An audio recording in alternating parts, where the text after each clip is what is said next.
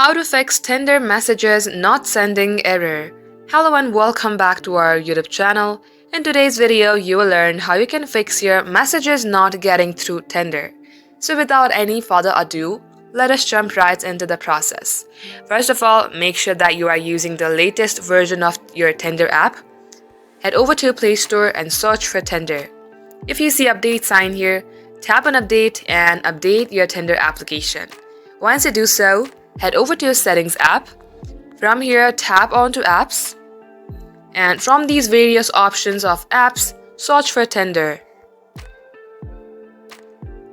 Here, scroll below to its storage and tap on clear data. Now, clearing your data will delete all of your account history and databases, but this is equally important if you would like to reset your Tinder account and fix your problem. So simply tap on delete account. Now, as you do so, you will get required to re-log into your Tinder account.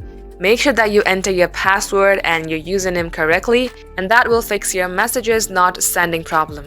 That is all for today's tutorial. If you had found this video to be helpful, then hit the like button, and in case you would like to see more content like this, subscribe to our channel. We will be back with more tutorials like this.